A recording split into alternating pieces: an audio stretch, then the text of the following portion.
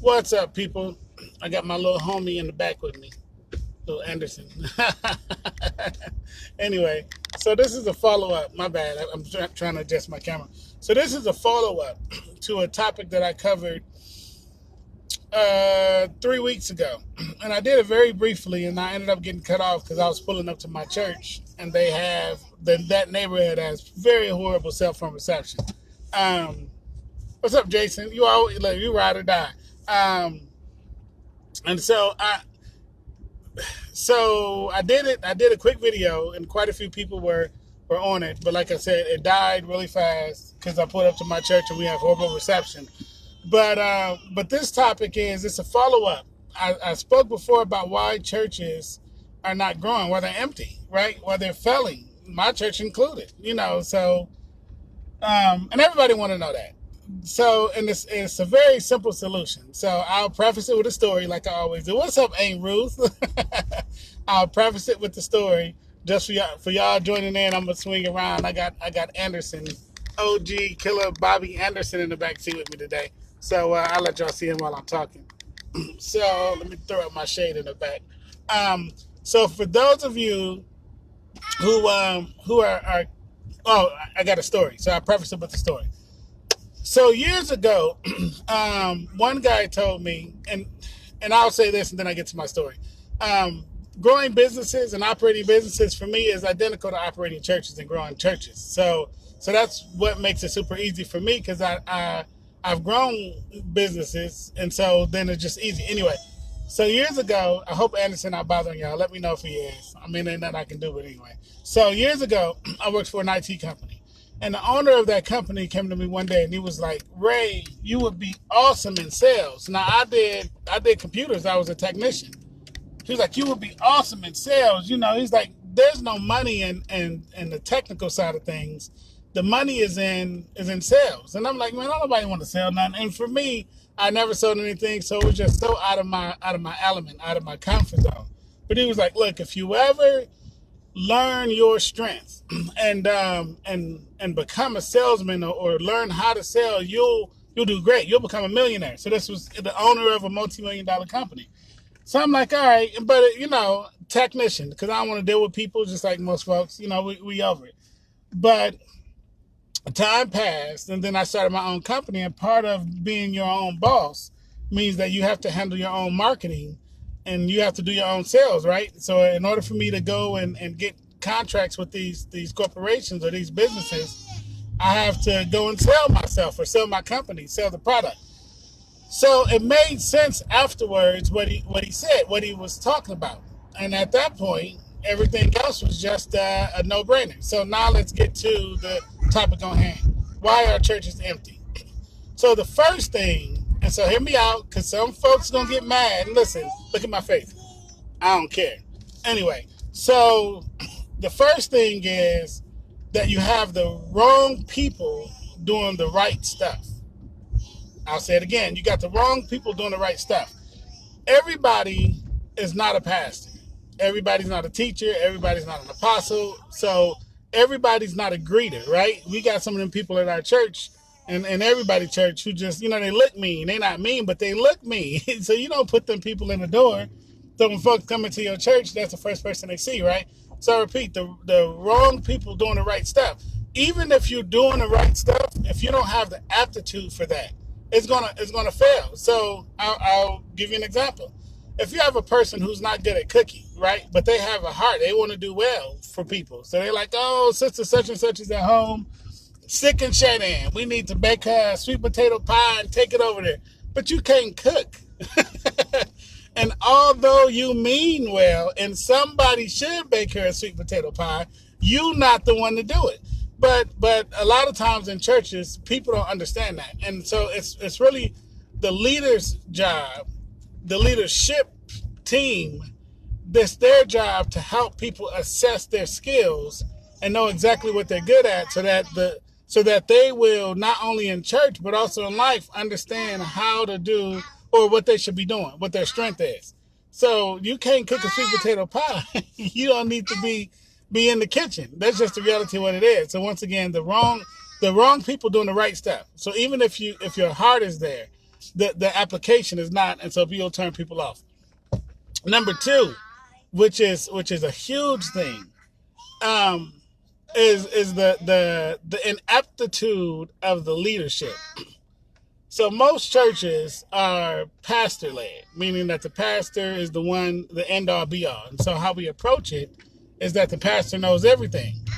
And so no good music. Javon says no good music. So the way we approach church is that the leader is the end all be all. And here's this misnomer that we think. We think the pastor, because he's a pastor, knows everything. So if he says it, we just take it. Well, y'all, listen, I ain't no fool. But if he says it, we just take it at the word. But the reality is this. A pastor is just a man.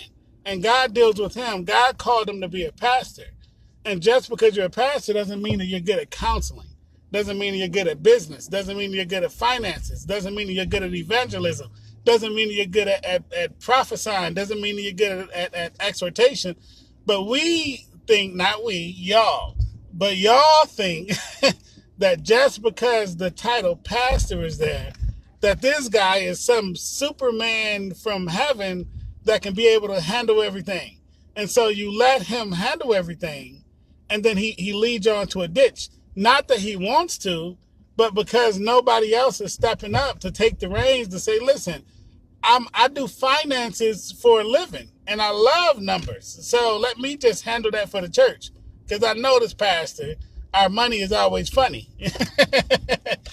So that's the other side, is that the expectation of the congregation is that the leadership or the pastor can do everything that needs to be done. So nobody really steps up to help. And then the third thing is the leadership don't acknowledge don't acknowledge other people's giftings. So one of the downfalls about pastors, about leaders, apostles and bishops and prophets, whatever your title is over your church. And it's funny because, you be a pastor one week and next week you're an apostle, next week you're a bishop, and all those are different callings. They have different characteristics. So I guess I need to do a video on the characteristics of leaders. Anyway, so what's up, Cuzzo? So all of those have different characteristics, but whatever you call yourself in the church. So what happens is once this person becomes a leader, and they've been doing it for a while, pastor, whatever it may be, and they've been doing it for a while, they have this mental, drunkenness that takes place, and they think that they're the only one in the building that God speaks to. So then when somebody comes with a legitimate, God is speaking to me to do X, Y, and Z, or to say X, Y, and Z, they're like, he didn't tell me that. But and honestly, I see this all the time. So, and it be legit good ideas. It be stuff that, man, y'all, that church would corner the market in that Tri-City area, and they bust at the seams in like 2 months. But the pastor, for one or two reasons, because he feel like, God only speaking to him, which is an error. So pastors, y'all need to quit that mess. That's foolishness. That God is only speaking to him. Or number two, that it's such a good idea that leader of that church don't want to implement it, because then he won't get the credit. Like, oh, we actually grew and we packed, but not from my doing, but it was from Sister St. Joseph. So St. Josephine, I don't know, I'm just making up a name. So those are two things. And listen, let me say this. If you're in one of those two things, that your pastor only thinks that God speaks to him, or number two, he won't take other people's ideas because he don't want somebody else to get it, to get credit for the church actually succeeding, you need to leave that church, legit. I mean, it's not doing anything for you. It's not doing anything for the community. It ain't doing that for that pastor, because he's going to still be that way. That Negro needs some humble pie. Anyway, so then the last thing is this. So the last thing is that the congregants don't invite people. So this is a bigger thing. The congregation don't invite people. So there was a statistic that said 98% of all church people don't invite other people to church. And so I came up with 3 reasons. The first reason is because they're embarrassed about something that church is doing that they don't particularly particularly like. So I play for a lot of churches, and this is the embarrassing stuff for me. Like if I were in a traditional denomination, Baptist or Kojic or Episcopalian or Presbyterian, Lutheran, I can name a gazillion of them because it's way too many. Now non-denomination is a denomination. Anyway, so in my playing for churches, I hear a lot of these ritualistic, like we take up money and then you sing a song. You pray and then you sing a song. You you invite people up, or you sing a song and then you say the doors of the church are open. Put the chair out so people can come and join the church or sit in the chair in front of everybody while they're looking at them weird. Y'all need to quit that. Anyway, so it's so much stuff y'all need to quit. Quit playing. Anyway, so the three reasons why 98% of church people don't invite people to church, which is the number fourth reason why churches are empty, is because the number one reason is because they're embarrassed. The congregants are embarrassed about something that you do. So if you're a leader, you need to probably survey your church and say, look, what shenanigans and mother gooseries am I doing on Sunday morning and Saturday morning, whatever day y'all go to church, that's a turnoff. And I got to speed real fast, my bad. That's a turnoff. And y'all stop doing it. Leaders, stop doing it. Like, God didn't tell y'all to do that. 98% of the stuff that happens in church is not anywhere in the Bible that we're supposed to do it like that. Even down to preaching. Look at y'all. I told y'all, somebody gonna be mad. Look, my numbers dropped. Y'all better quit playing. So it's stuff that some guy somewhere, concocted. So I'm gonna put a pin in this one right here and go off on a factoid. The way church operates has been in the same operation since before we got over here on boats. So before we became slaves in America, the church operated the same way it operates now. So everything else now since then has changed except for the operation of the church. And it's this silly thing to think that, we doing it the way God told us to do it. No, you're not. There's nothing in church to say do it that way. You know what you're doing? So you got people like our church. So our church is average age. I like Trent, my guy.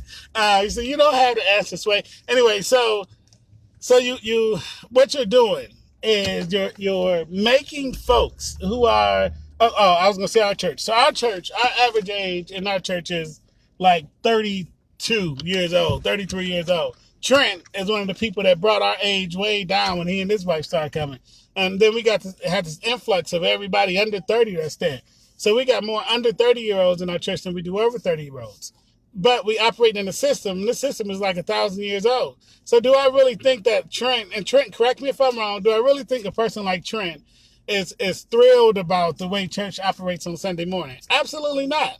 Why not? Because it's boring. Like you sit up and listen. I don't want y'all to get it confused. I'm a God guy. Everybody that know me and God like this. Legit. You need healing? Call me. I pray and you'll be healed. Look, that's just the nature of the beast. But that don't have nothing to do with the shenanigans that go on Sunday morning. Anyway, so bless you. So we come into a church and just take somebody who don't go to church, which is why churches is empty, because don't nobody want to go to church to hear that. So you go to church on Sunday morning, you see a guy up in the pulpit or a girl up in the pulpit yelling. They say they preaching, but they yelling about something that you don't even remember. Honestly, so it's some people on here. I want y'all to comment and let me know when the how often. Even if you're a leader, a preacher, a pastor, I think it's a couple of pastors on here. Even if you're a pastor, before you became a pastor, how many sermons do you actually remember, or did you remember when the guy was up there yelling? So normally nothing. Like we remember a couple lines, and that's what we always hear what the pastor said. That was because it was one key line they said in the sermon, and everything else just kind of disappeared, right? So obviously it's not doing a good job of getting people informed and educated about the things of God, right? Folks don't know if they're going to heaven or hell, so we got salvation issues, which means it's not proper teaching. So off of that tangent. But listen, it's okay to change your Sunday morning service. Like if it were left up to me, man, we'll come in, it'll be tables set up where everybody's drinking coffee and we having conversations. Like I'm not preaching to y'all. I would want to have a conversation so that everybody in the room can learn about whatever the topic on the table is, and everybody can go back and forth until basically we all get it and we know how to apply it, so that when all the folks leave the room, you crazy. So that when everybody leave the room, everybody is informed, everybody's aware, everybody can use it for life. Okay, so back to this fourth reason why churches are empty. The fourth reason is because 98% of the reason. Okay, my bad. I had a call. So I should have put do not disturb on, but I forgot. Anyway, so and there's three reasons why folks don't invite people to church. Number one is because y'all hear Anderson back there? He's just mad. Number one is because here you go, brother. And he should be whining too. So number one is because people are embarrassed about what goes on in church to invite somebody else to their church, which is true. That's legit. Church I grew up in was just like that. That's number one. Number two, because people don't understand what's going on. Like, we do communion and they be like, oh, drink this blood. What's up, Steve? They be like, oh, drink this blood and eat this flesh. Listen, y'all. So with no explanation, like, so some random cat come to church on Communion Sunday, however often y'all do it, and you got this pastor up there with this little wine cup. Drink the blood and eat the flesh. Man, come on. So the second reason that the congregation don't invite people to church is because they don't understand. They don't know the operation of the church. So they don't know, we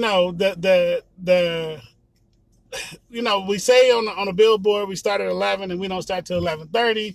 We say we get out at 12:30, we ain't get out till 1:15. They just don't know. So folks that go to church and they generally going out of familiarity don't want to bring somebody else into this foolishness that's going on, because if you like me, you're fighting to try to change it to make it be something better than what it is. So you definitely don't want to bring somebody else into a church and you fighting just to try to make it do what it do. And most of the people I know fighting to try to get their church to be effective. But you got, leaders. Anyway, so the first reason, I'm just going to recap really, really fast because a bunch of people are jumping on. So the first reason why your church is empty is that you have the wrong people doing the right stuff. And I gave the example of a person what's up, Star? I gave the example of a person who cannot cook trying to bake a sweet potato pie for the sick and shut-in. Don't do that. Number two is because the pastor feels like he's the only one that hears from God and doesn't recognize that God actually speaks to everybody. This is in the Bible. This is New Testament. Old Testament, you have to go to a priest. New Testament, there's this, the term is indwelling. So the Trent said, I think things should be put in layman's terms. And right, I agree. So that's that conversation I was talking about. Anyway, so the second reason is that pastors think they're the only people that can hear from God, or the leaders of the church think that God only speaks to them, which is not biblical. So y'all pastors, quit that. Stop it. The third reason is because the pastor won't let somebody else, or the leaders of the church won't let somebody who God spoke to actually come and do something because they're scared of somebody else getting the credit. And so those two, listen, if that's y'all, find another church. The fourth thing, which is where everybody started chiming in, that the fourth reason why churches are empty is because the congregation don't invite people. So the stat is 98% of churches or church members never invite somebody to church. And number one reason, I put three reasons together. Number one reason, which is what I just covered, so I'm not going to cover it again. I'm just going to say it, is that the people they feel embarrassed. They're ashamed to invite people. The second reason is because they don't understand the operation of what goes on inside the church, and nobody's teaching them. The pastor thinks that everybody who comes into the church, or the leaders think that everybody that comes into the church already know all of this stuff, and that's not true. Like in our church, we have first generation churchgoers. It wasn't mama and grandma taking them to church. It's them, So the third reason, which is a really big reason why congregations don't invite people, is because they don't know how to do it. And so of all of my years, so now I'm finna step on a whole lot of people, toes, because I done played for a lot of churches, which means that I have been in a lot of sermons And I've never heard, ever, any pastor at any church I played for, even if I didn't go to that church, I was just playing there because they was paying me, teach evangelism. Ever. I'm 37, 17 years into the church. That would make me 27. Okay, so 27 years into the church, never heard it. Ever heard it. Never heard it. So we just assume that people know how to invite folks to church. I mean, even if they like your church, or if they like the church they're going to, we don't teach that. Like for me, Trent says, I'm gonna throw it out here. Trent says, you think of it. The majority of people who are coming to the church aren't mature, and they need to be fed to grow. And a lot of our churches need to milk the members until they're ready for the meat. We all on the same page. So that last thing is teaching. And so what we do is we assume that people know stuff. We assume that people know what salvation is, that they know what faith is, right? And so it's just an assumption that church people have, which is really a pretty awful assumption.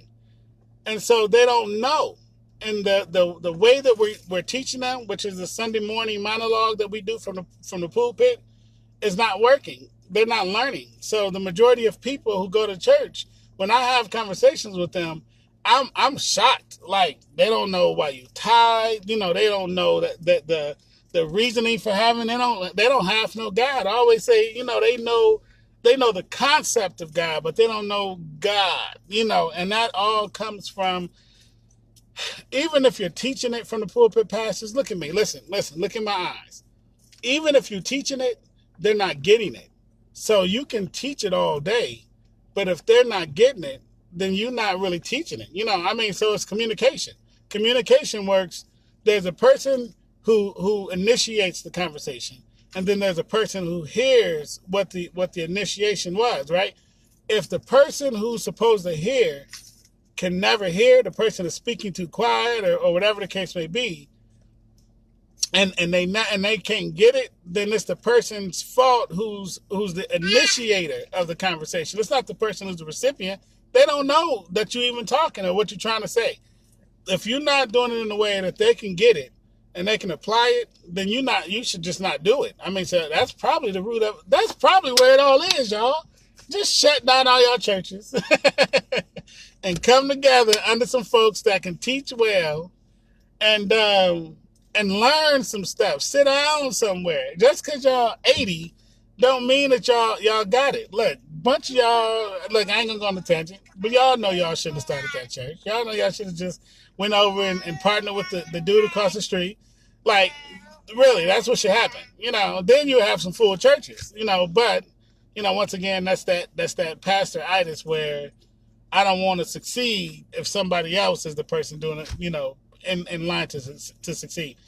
Anyway, so with that being said, what's up, Ron? Go back and watch it. With that being said, that's it. I need to make some deposits on Sunday evening and go out to eat with my wife. So, listen, I'm going to upload this on YouTube. So you guys go over to my YouTube page, Ray the Promoter with an A, Promota. I don't know. Y'all, Ray the Promoter. Like the page, subscribe, get it done. So listen, if you got any other comments, leave it in the thing, and I'll do a second follow-up to this video. All right, y'all. Have a good evening.